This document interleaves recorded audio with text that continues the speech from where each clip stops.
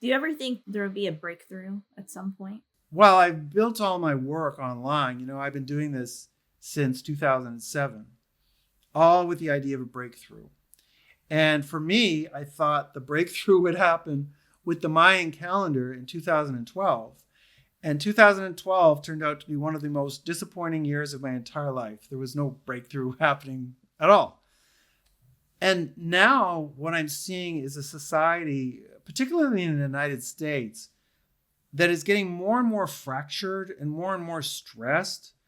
Uh, a lot more really strange behavior going on, horrific, drug addiction taking place, younger generation with absolutely no idea of how to behave in public, for example, you know, um, and a lot of kids with some pretty serious emotional issues. So I think that we will eventually arrive at a breaking point where people will really start to look for different answers. It's already happening. The only trouble right now is that as we move into a culture of diversity, sort of what's helpful is just sort of seen as equal with what is actually superstitious nonsense or potentially dangerous. We need to get to a place where I think um, there's a little bit more theory that's recognized as like sound. There's a little bit more maturity involved in alternative practices. For somebody who is on a spiritual journey or having a spiritual emergency, in your opinion, how would you help individuals navigate? There's a few places online that you can get support. Spiritual Emergency Network. If you Google that, you could find support there. My website is called Bipolar Awakenings. Okay, but I tend not to focus on, like, I'm not an online help center. I'm more about doing private retreats, and I do some online work with people as well, like online healing practices. So, that's the real start of it. There's a Facebook support group called Shades of Awakening, which has been very helpful, I think, for people. And so just knowing that other people are going through this can be great. That's one thing. Second thing is stop using drugs. Just stop. And don't even think about, well, what if I use CDB instead of THC marijuana, or this grade of LSD instead of this or whatever? No, just stop completely using mind-altering substances. They really are detrimental to the psyche, and it's vastly underreported. And that they would be the first steps.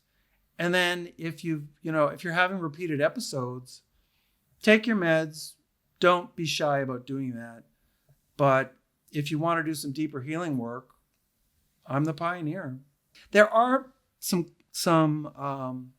respite centers, particularly in the Northeast, Vermont, New Hampshire, places like that, where people who are having experiences of extreme states can go to. But from my experience, they're not really working with people in a very active way. It's more a place just where people can go and relax and de-stress, this kind of thing. They sit on the sofas and they smoke their cigarettes, and it's good. It's better than being in the psychiatric hospital, but it's not exactly hands-on therapeutic work. If people are in your position that you were years ago when you were first starting out, what advice would you give to people? I'd say look at my videos, because my videos explain every aspect of the spiritual dimension and healing potential of bipolar disorder. And once you see that, then you understand that what happened to you is not chaos. Your brain is not mush, but it's happening for a reason, And I keep referring back to my own work, but I'm the pioneer, and I'm proud of that. So I navigated my journey with the work of studying Dr. Stan Groff. His books, The Stormy Search for the Self, Spiritual Emergency. I started with his books. And I think my work online is a little bit more accessible than his books. But his books are great. If you want to read the books, please read the books. John Weir Perry's book, Two Trials of the Visionary Mind, Lauren Mosher, Soteria House. These are all books that bring a very powerful alternative perspective.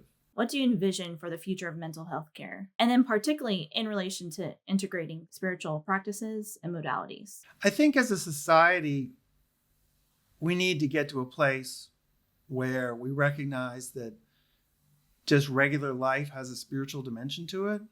Once that's in place, healing will become very easy. I mean, I think just with a different cultural orientation, probably 80% of the people who are on psychiatric medications today wouldn't be. But it requires a pretty significant cultural shift.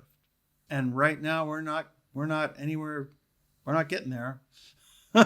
We're not very close, I wouldn't say. You've probably got maybe 10% of like the American, Canadian population who are in a position to really grasp and identify with what I'm talking about. Maybe half of the Psyche Truth people, like your Psyche Truth listeners, they'd be able to get where we're at, But for most people, this is just woo-woo nonsense, And they're either stuck in a scientific materialist paradigm or they're stuck in a religious paradigm. And unfortunately, that's where they're at. And that's not really going to help move the needle regarding mental disorders. You got to come from what I would call an integral place where you see spirit as a part of daily life. And then you can start to see that, well, a couple of things about spirit. First, it's not particularly special. Like your biology, like we've all got biology, we've all got a spiritual dimension. So if you're having a spiritual experience, it doesn't make you Jesus. It's just, okay, you've had a spiritual experience. And sometimes they can be blissful and beneficial and wonderful. And other times they can be disturbing and perhaps even demonic, But either way, anybody can have these experiences. They're very easy to have. And once we recognize that, then we can see mental illness as for what it is, which is it's a spiritual disorder more than anything. It's not a mental disorder, it's a spiritual disorder. It's happening in this chakra system that goes through your whole body. It starts within and then so without at some point, right? Yeah, it takes time. Hopefully videos like this will start to move the needle. I feel as though it has more and more. There's more podcasts coming out. There's more YouTube channels, at least from what I've seen, trying to integrate and understand my own spiritual journey of where I am. In the past couple of years, it's all about I've just seeking, trying to find the answers. So I have found more than ever. I feel like before there wasn't as much because I'm a millennial. So I was on the internet the entire time, and people are now going into channeling and being able to express that more on a public network. So I am slowly finding that hopefully we can get there. But I do understand your point as well. It's going to take time. Yeah. And who knows, maybe it comes in one big wow breakthrough. All of a sudden we have a sort of like 1960s, a revolution, age of Aquarius kind of moment, which would be nice. But so far, it's been quite the grind, I would say. Well, Sean, it was so great talking to you. Where can we find you? You can check out my website. My work started as Am I Bipolar or Waking Up? But that's not a question anymore. So my website is called Bipolar Awakenings.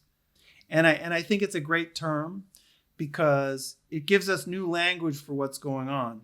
We tend to think of the term bipolar as a sort of negative term, implying medication for life. Awakenings as a positive term with, wow, you're kind of going towards enlightenment. But what people are going through is what I call a bipolar awakening, which has potential to cut either way, depending on how you deal with it. So bipolarawakenings.com. Thank you so much for sharing your insights. Thanks for having me. I really appreciate it. It's good to be back in touch with you guys at Psyche Truth.